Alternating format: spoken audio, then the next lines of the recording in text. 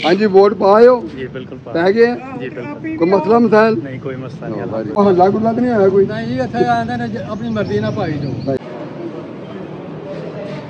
बड़ा इन्होंने टिकटॉक करने माशाल्लाह टिकटॉक का स्टार ने ਪਸਰੂਰ ਦੇ ਹਲਕਾ LA 35 ਜੰਮੂ 2 ਦੇ ਵਿੱਚ VOTING ਦਾ ਅਮਲ ਜਾਰੀ ਹੈ।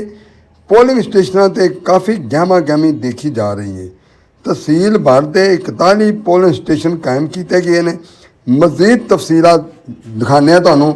ਜਿੰਨੇ ਵੀ ਵੋਟ ਕਾਸਟ ਕਰਨ ਆਏ ਨੇ ਇਹਨਾਂ ਨਾਲ ਮਿਲਣੇ ਵੀ ਆ, ਇਹਨਾਂ ਦੀ ਰਾਏ ਵੀ ਲੈਣੇ ਆ और जिन्हें भी दोस्त बाप बैठे हैं सारे को पूछने सुनाओ जी पोलिंग कैसी हो रही है तो अंदर पोलिंग की सूरत हाल भी तुम्हें हाने आओ चलिए जरा वोट कास्ट कर रहे हैं ਘਰ ਆਏ ਆ ਜਨਾਬ कोई मसला मसाइल ਕੋਈ ਮਸਲਾ ਨਹੀਂ ਕੋ ਰੋਮਾ ਨੇ कोई रुकावट हुई हो ਕੋਈ ਰਿਕਾਰਡ ਪੁੱਛਦਾ ਹੀ ਕੋਈ ਨਹੀਂ कोई हल्ला गुल्ला तो नहीं आया कोई ਨਹੀਂ ਜੀ ਇੱਥੇ ਆਂਦੇ ਨੇ ਆਪਣੀ ਮਰਜ਼ੀ ਨਾਲ ਭਾਈ ਜੋ ते अब आओ जी उठा ए वोट पा के आए ने मतलब सुनाओ वोट सही पेगे ਵੋਟ ਸਹੀ ਤੇ ਇਹ ਇਨਸਾਨ ਆਪਣੇ ਜ਼ਮੀਰ ਦਾ ਵੋਟ ਪਾਉਂਦਾ ਹੈ ਪੁਗਮਨ ਤਰੀਕੇ ਨਾਲ ਵੋਟ ਕਾਸਟ ਕੀਤਾ ਕਸ਼ਮੀਰੀ ਇਸ ਚੀਜ਼ ਦਾ ਸਬੂਤ ਦਿੰਦੇ ਨੇ ਤੇ ਅਸੀਂ ਪੁਗਮਨ ਲੋਕ ਆ ਇੰਤਜ਼ਾਮੀਆਂ ਦੇ ਵੀ ਅੱਛੇ ਇੰਤਜ਼ਾਮਾਤ ਨੇ ਬਹੁਤ ਅੱਛੇ ਤਰੀਕੇ ਨਾਲ ਸਰਕਾਰ ਕੀਤਾ ਤੁਹਾਨੂੰ ਕਿਤੇ ਨੇ ਪ੍ਰੈਸ਼ਰਾਈਜ਼ ਨਹੀਂ ਕੀਤਾ ਕਿ ਇਹਨੂੰ ਵੋਟ ਪਾਓ ਇਹਨੂੰ ਵੋਟ ਪਾਓ ਵੋਟ हाँ जी वोट पाए हो? जी बिल्कुल पै गए?